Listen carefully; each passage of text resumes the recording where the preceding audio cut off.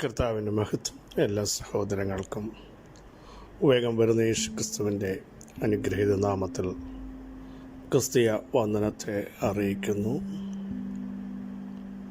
കൃപയാലല്ലോ നമ്മൾ ഓരോ ദിവസമായിരിക്കുന്നത്. ഇന്ന് പകലിലും അവിടുത്തെ സാന്നിധ്യം വ്യക്തമായി തിരിച്ചറിയാൻ ഇടയാകേണ്ടതിനായി നമുക്ക് പ്രാർത്ഥിക്കാം. ദൈവത്തിൻ്റെ ശബ്ദം കേൾക്കാൻ ഓരോ പ്രഭാതത്തിലും നമുക്കിടയാവണം. പ്രഭാതം തുടങ്ങുമ്പോൾ തന്നെ ദൈവത്തിൻ്റെ മുഖം കണ്ടുകൊണ്ട് അവിടുത്തെ ശബ്ദം കേട്ടുകൊണ്ട് ദൈവജനം ധ്യാനിച്ചുകൊണ്ട് ആരംഭിക്കാൻ ഇടയായിത്തീർന്നാൽ വരുന്ന എല്ലാ പ്രതിസന്ധികളെയും ജയിക്കാൻ അവിടുത്തെ കൃപ നമുക്ക് ദൈവം നൽകും.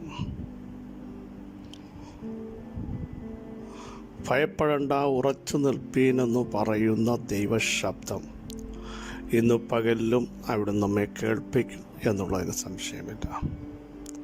സാഹചര്യം ഉറച്ചു നിൽക്കാൻ പറ്റാത്തതാണ്. പർവ്വം തൊട്ട് പുറകിലുണ്ട്.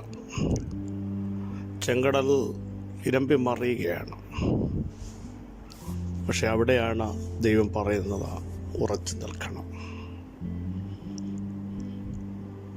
എന്നിട്ട് പറഞ്ഞു, ജനത്തോടെ മുൻപോട്ട് പോകാൻ കൽപ്പിക്കുക, വടി നീട്ടുക. ദൈവം പറഞ്ഞാൽ അത് ഏറ്റെടുക്കാൻ തയ്യാറാകുമെങ്കിൽ അത്ഭുതകരമായ പ്രവർത്തികൾ നിങ്ങളെ കണ്ണാലെ കാണും. ക്രിസ്ത്യ ജീവിതത്തിൽ പലപ്പോഴും അതെങ്ങനെയായി തീരുമെന്ന് ചിന്തിക്കുമ്പോൾ ദൈവത്തിൻ്റെ വാക്ക് വിശ്വസിക്കാൻ ആര് തയ്യാറായിട്ടുണ്ട്? അവിടൊക്കെ അസാധാരണമായ പ്രവർത്തികൾ വെളിപ്പെട്ടു വന്നിട്ടുണ്ട് എന്നുള്ളതിന് സംശയമില്ല. കേവലം ഒരിടയച്ചെറുക്കനായ മനുഷ്യൻ സഹോദരന്മാരുടെ ഇടയിൽ വലിയ മാന്യനെന്ന് പറയാൻ പറ്റില്ല. നമ്മൾ തിരുവെഴുത്ത് പരിശോധിക്കുമ്പോൾ ശമൂവേൽ അഭിഷേകം ചെയ്യാൻ വന്നപ്പോൾ പോലും ദാവീദ് ആ സ്ഥലത്ത് ആ സമയത്തില്ലായിരുന്നു. മനുഷ്യൻ തള്ളിക്കളഞ്ഞതിനെ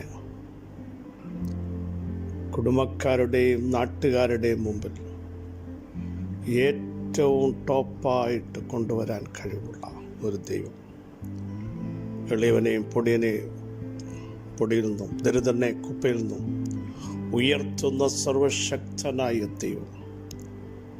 ദാവീദ് അതുകൊണ്ടാണ് പെട്ടകം കാണുമ്പോൾ താൻ മടിച്ചു നിൽക്കാത്തത്, അതിൻ്റെ മുമ്പിൽ സ്റ്റാറ്റസ് നോക്കാത്തത്. ആരാധിക്കുക എന്ന് പറഞ്ഞ നൃത്തം ചെയ്ത് ആരാധിക്കുമ്പോൾ രാജകുടുംബത്തിൽപ്പെട്ട മീകളിന് അതൊരു നിന്ദയായി തോന്നി, അതൊരാക്ഷേപമായി തോന്നി. ദാവീദിന് പറയാനുള്ളതാണ്, മീകളെ, നീ ഒരു കാര്യം മനസ്സിലാക്കണം.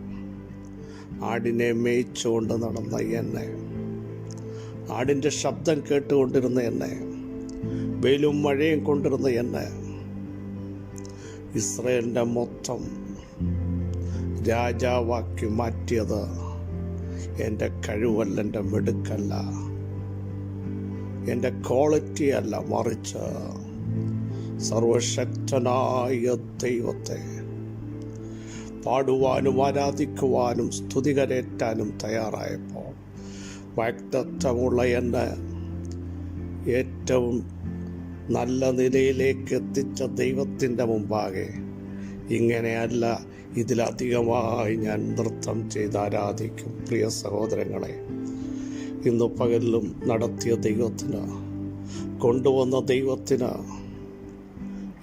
ഇത്രത്തോളം സഹായിച്ച ദൈവത്തിന് ആരാധന കൊടുക്കുവാൻ, സ്തുതി കൊടുക്കുവാൻ, ബഹുമാനം കൊടുക്കാൻ, പുകഴ്ച കൊടുക്കുവാൻ തയ്യാറാകുമോ?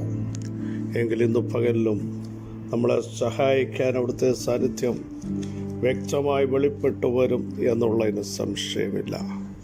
വിശ്വസിച്ചുകൊണ്ട് പറ, എൻ്റെ നീതിമാൻ വിശ്വാസത്താൽ തന്നെ ജീവിക്കും. വളരെ സുപരിതമായൊരു വാക്യം നമ്മൾ വീണ്ടും ചിന്തിക്കുന്നു. നൂറ്റിയഞ്ചാം സങ്കീർത്തനം 41 വാക്യം.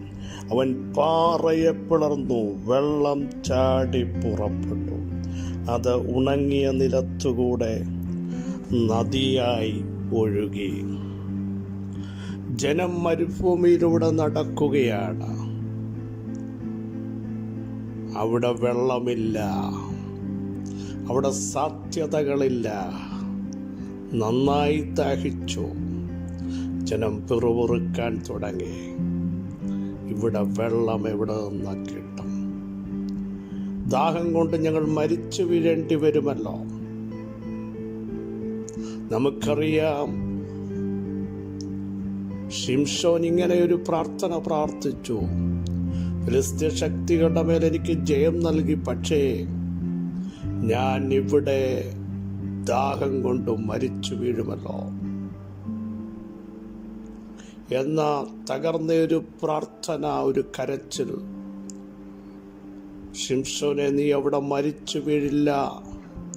നീ ചിന്തിക്കാത്ത ഇടത്ത് ലേഹിയിൽ ഒരു കുഴിയെ പിളരുമാറാക്കി അതിൻ്റെ അടിത്തട്ടിൽ കിടന്ന വെള്ളത്തെ നിനക്കിഷ്ടം പോലെ കുടിച്ച് ചൈതന്യം പ്രാപിക്കാൻ, വീണ്ടും ആത്മാവിൽ ജീവിക്കാൻ നിന്നെ ഉപയോഗിക്കേണ്ടതിന് നീ കരഞ്ഞ ഇടത്ത് ഇതാ ഒരു ഉറവ പൊട്ടി പുറപ്പെടുക, ഒരു കുഴി പിളരുക.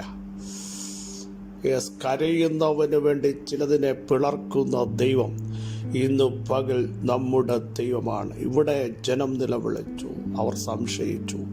പക്ഷെ ദൈവം പറഞ്ഞു, കൽപ്പിക്ക്, പാറ പിളരും.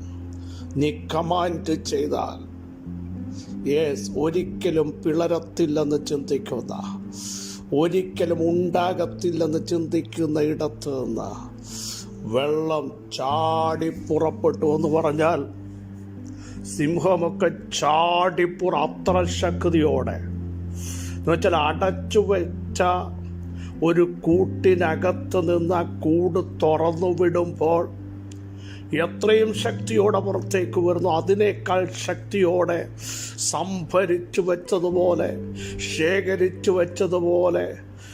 നമുക്കറിയാം, ഡാമൊക്കെ തുറന്നു വിടുമ്പോൾ പവറോടെ വെള്ളം പുറപ്പെടുന്നത് പോലെ ദൈവത്തിൻ്റെ വാക്കിൻ്റെ ശക്തിയാൽ ഇന്നു പകൽ നീ ചിന്തിക്കാത്ത ഇടത്ത്, ചിന്തിക്കാത്ത സമയത്ത് ചിലത് പൊട്ടി പുറപ്പെട്ടു വരികയാണ്. അതിനെ ആർക്കും തടയാൻ പറ്റില്ല, അത് ഒഴുകാൻ പോകുക. കേട്ടോ, നീ അല്പം ജലമല്ലേ ചോദിച്ചത്? നീ ഇപ്പോഴത്തെ വിഷയമല്ലേ ചോദിച്ചത്? ഇന്നത്തെ നിലനിൽപ്പല്ലേ നീ ചോദിച്ചത്? ഇന്ന് കൈകാര്യം ചെയ്യേണ്ട വിഷയത്തിലല്ലേ നീ ഭാരപ്പെട്ടത്? പക്ഷേ അത് ഉണങ്ങിയ നിലത്തൂടെ ഡ്രൈ ആയി കിടക്കുകയാണ്. അതവരുടെ മരുഭൂമിയാണ്. അവിടെ കല്ലുകളുണ്ട്, അല്ലെങ്കിൽ അവിടെ വെട്ടുകൊള്ളത്തില്ല. പക്ഷേ നിന്റെ വാക്കിൻ്റെ മുമ്പിൽ ചിലത് പൊട്ടി പുറപ്പെട്ട് കഴിഞ്ഞാൽ അതൊരു നദിയായി ഒഴുകാൻ പോകുക.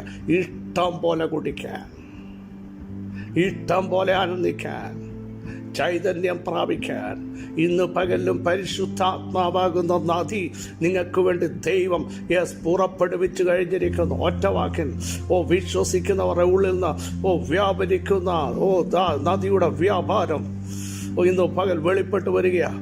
ഉത്സവത്തിന്റെ മഹാദിനമായ ഒടുക്കത്തെ നാൾ യേശു പറഞ്ഞു, ദാഹിക്കുന്നവനെല്ലാം എൻ്റെ അടുക്കൽ നിന്ന് കുടിക്കട്ടെ, എൻ്റെ അടുക്കൽ വരട്ടെ. എന്നിൽ വിശ്വസിക്കുന്നവരുടെ ഉള്ളിൽ നിന്ന് തിരുവെഴുത്ത് പറയുന്നത് പോലെ ജീവജലത്തിന്റെ നദികൾ, നോർമൽ നദിയല്ലിത്, ജീവജലമാണ്. ഈ നദി ഒഴുകിയാൽ ജീവൻ വ്യാപരിക്കും, ശക്തി വ്യാപരിക്കും, ബലം വ്യാപരിക്കും. ഡ്രൈ ആയിരിക്കുന്ന അവസ്ഥകൾക്ക് വ്യത്യാസം വരിക. ഉണങ്ങിയ നിലത്തൂടെ നദി ഒഴുകിയാൽ പിന്നെ നിലം ഉണങ്ങിയതാവില്ല. സ്തോത്രം.